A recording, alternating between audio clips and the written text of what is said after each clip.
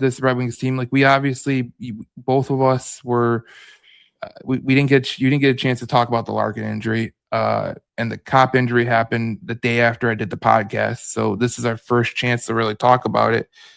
It's funny because it's not funny, but it's sad because these were the two players that you could ill afford to lose. You know what I'm saying?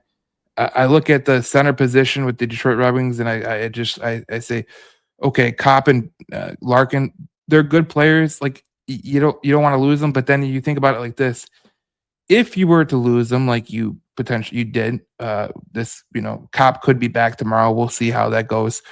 But for the most part, you know, you couldn't lose Copp and Larkin because Danielson and Lombardi in the AHL are also hurt. So that really didn't help matters. When you talk about Copp and Larkin, they're two of your best 5-on-5 guys, something that the Red Wings already struggle in.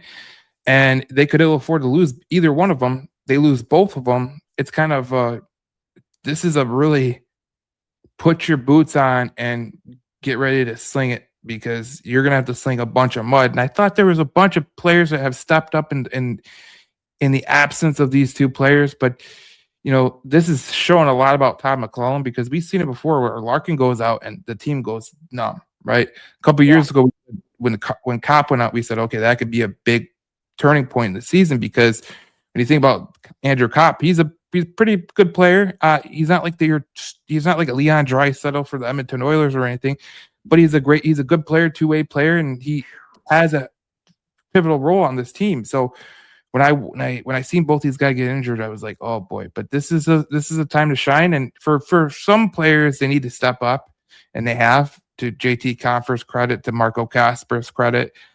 And if they get both those back, now the one thing that really scares the living daylights out of me, Cindy, is they said about Larkin, they're going to reevaluate him in 2 weeks. They didn't say he's going to be back in 2 weeks. They said they'll reevaluate him in 2 weeks.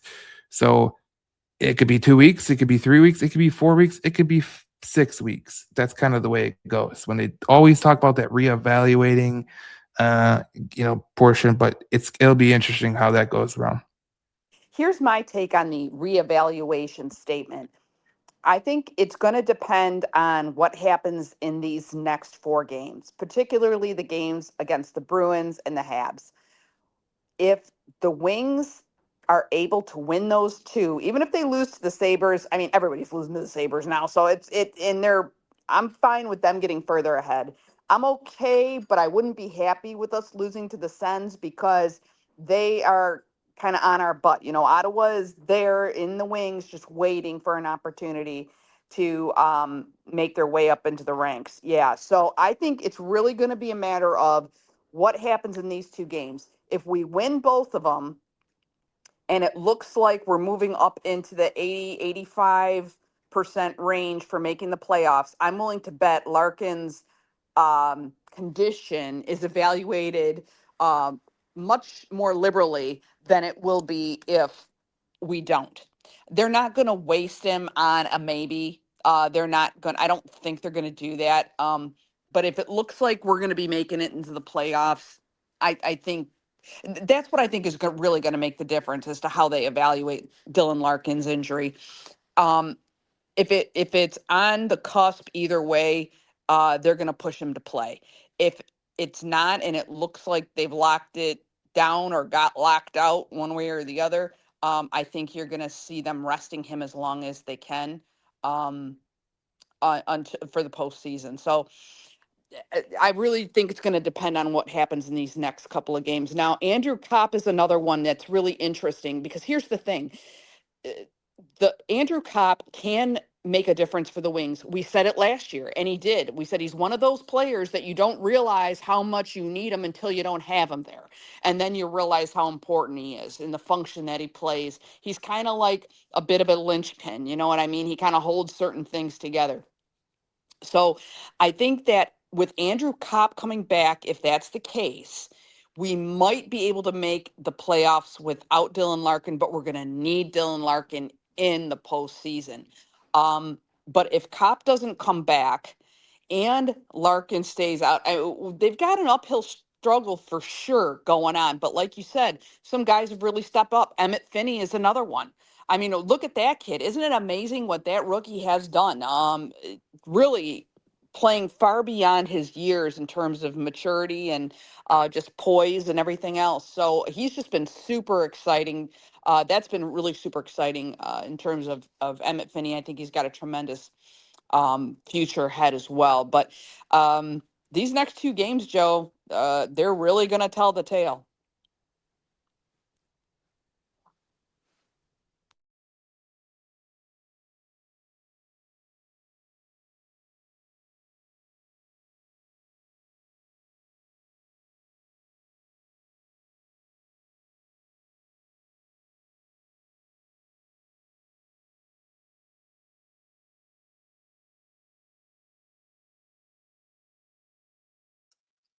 Yeah, I had my mute muted for some reason. But yeah, I think when you look at the two players, they're 5-on-5. Like you look at Andrew Copp, he's I think he's third on the team in 5-on-5 points. Yeah, third on the team with in 5-on-5 points. Takes a ton of shifts for the Red Wings, so he obviously him being hurt is a huge factor. And then Dylan Larkin getting hurt, and I kind of agree with you, Cindy. If Dylan Larkin, let's say they win two of these games, they play Ottawa Tuesday. Let's say they win all three, they put themselves in a good playoff chance. Now, I the playoff chance right now is 67%.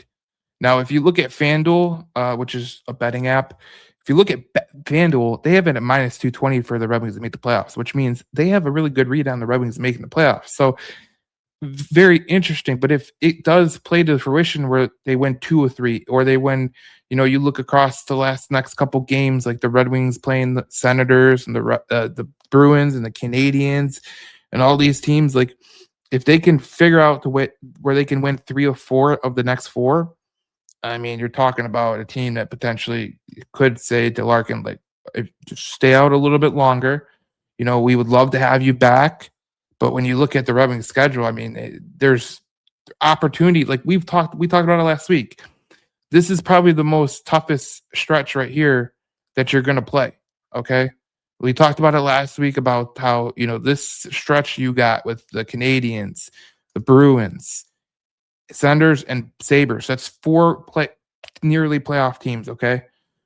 Once you get past those 4 teams, you get the Flyers, you get the Penguins, who are sputtering, the Flyers again, the Rangers, the Blue Jackets, the Flyers, the Devils.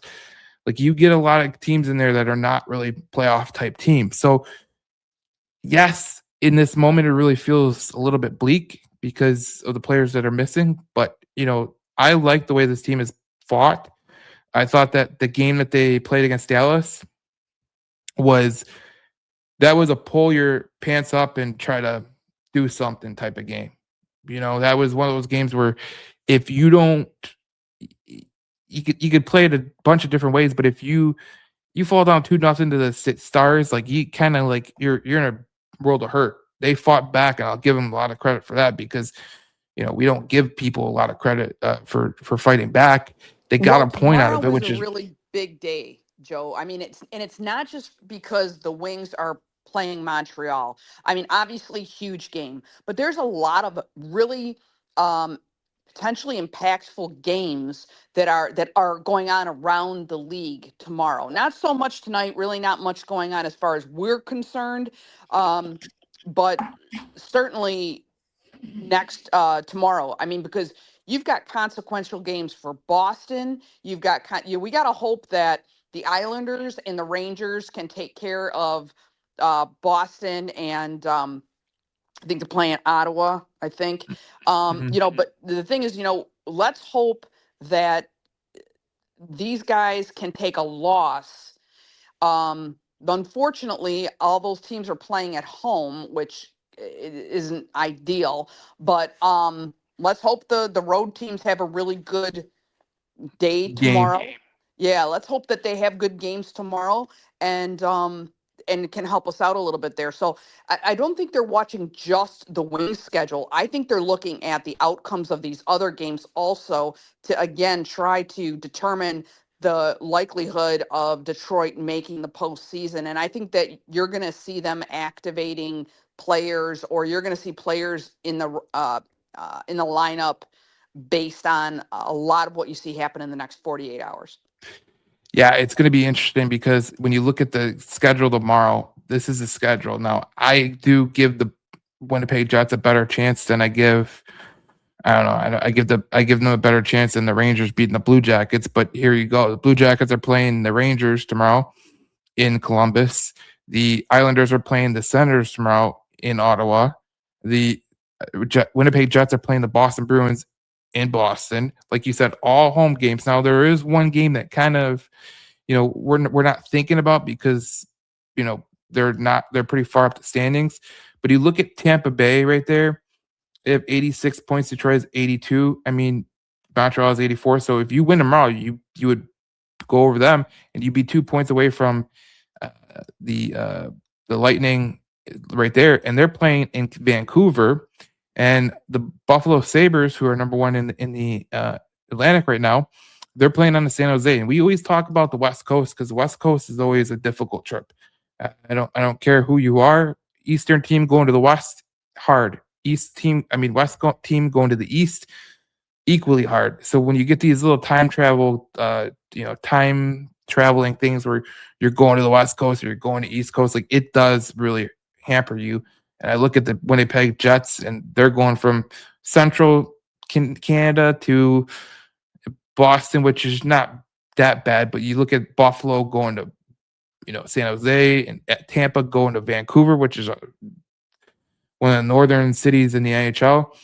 It just goes to show you, like, this is a time for a lot of things to go wrong for these two teams. And I look at their schedules, and they're going to be on the West Coast for a little bit. So again, this is kind of like a pivotal stretch for the Red Wings, but it's a pivotal stretch for everyone in the Atlantic right now. I mean, there's no room for error for Well, because anybody. it's so tight. It's so tight. And this is one of the reasons why I brought up that Columbus Blue Jackets game with who they playing, the Islanders or the Rangers, one of them. They're playing one of the New York teams. You just said it. But people are saying, oh, we haven't even been talking about Columbus, but you need to talk about Columbus because they're right on your tail. They go on a run. If any one of these teams goes on a run, even if it's for 3 games, or, there's so few games left that that 3-game run or a 3-game slide either way is really detrimental. I mean, it's going to either be detrimental if you're on a slide, or it could really catapult you into the postseason if you're on the run. So every single game, they often say every single game really does matter at this point in the season.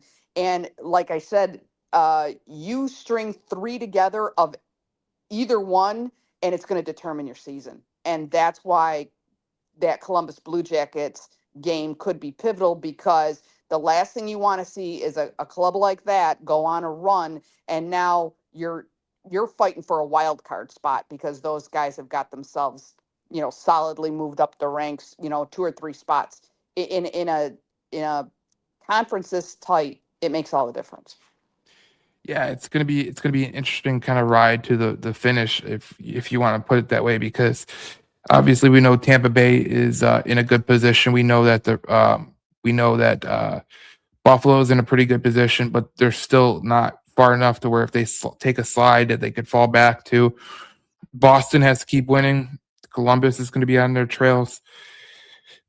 It's going to be an interesting fight to the finish, in my opinion. And with 14 games remaining for the Red Wings, they need every point that they can get. And if you could just get to overtime, get a point, I mean, that would help out really good. But you got to start stringing some wins along. And like we said, they're going to be playing some teams that they could, that could sneak up on them. Like I would think that, a team like the Philadelphia Flyers and Philadelphia could sneak up on Detroit. But this is a stretch where you have to keep winning hockey games. Like that's the way it goes. And Alan asked about, do you guys still see 100+ points?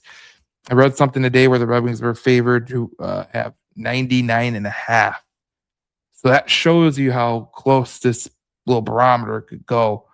And I still think we're going to be in for a really, it's going to be a really tough, with Larkin and Copp out, it's going to be tough to string along some wins, but the Red Wings can do it. I think they can. And I think, the way this thing's going to go is how, Gibson plays, how the defense plays. You're going to have to win with You're gonna have to win in ways you didn't win before. Period, and end of story.